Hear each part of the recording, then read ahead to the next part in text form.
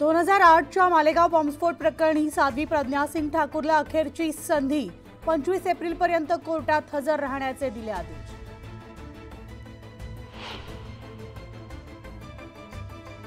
गडचिरोलीमध्ये EVM मशीनच्या सुरक्षेसाठी 90 जवान तैनात, 4 जूनपर्यंत करणार सुरक्षा।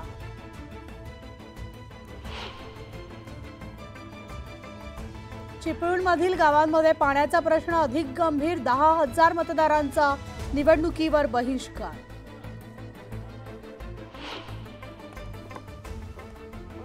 धाराशिव जिल्ह्यामध्ये उमेदवार अर्जांची छाननी तर 37 पैकी 2 उमेदवारी अर्ज बाद, 22 एप्रिलपर्यंत अर्ज मागे घेण्याची मुदत।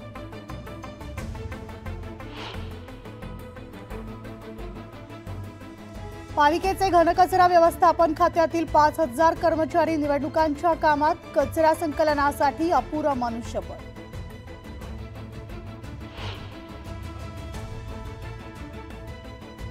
मुंबईकरांनो, पाणी जपून वापरा। मुंबईच्या पाणीसाठ्यात दिवसेंदिवस घट, जलसाठा 22.61%।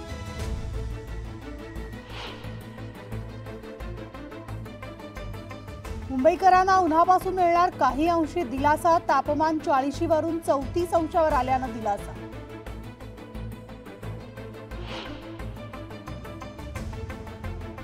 एपीएमसी फळ बाजारामध्ये आंब्याची आवक वाढली, दिवसाला 1 लाखांहून अधिक पेट्यांची आवक।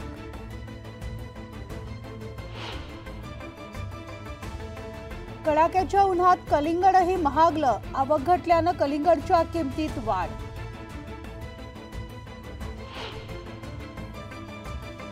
स्वच्छ मुंबई मोहिमेअंतर्गत 150 टन डेब्रिज हटवलं, तर मुंबईमधील 384 किलोमीटरचे रस्ते झाले स्वच्छ।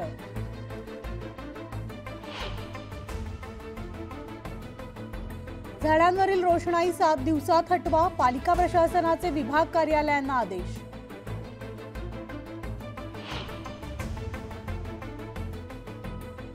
बदलापूरकरांना लोड शेडिंग पासून दिलासा, 1 मे पासून 50 ईव्हीएम क्षमतेचा ट्रान्सफॉर्मर होणार कार्यान्वित।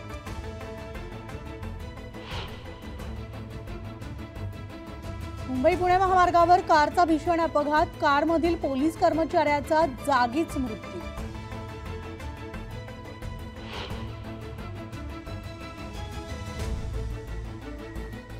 गॅस सिलेंडरनं भरलेल्या ट्रकला भीषण आग, सिलेंडरच्या स्फोटामुळे संपूर्ण परिसर हादरला।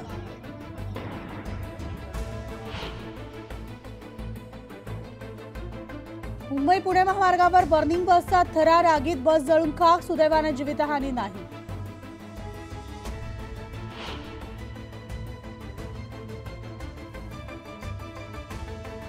कोकण रेल्वेवर मंगळवारी 2.5 तास मेगा ब्लॉक, 3 गाड्यांच्या वेळापत्रकामध्ये अंशतः बदल।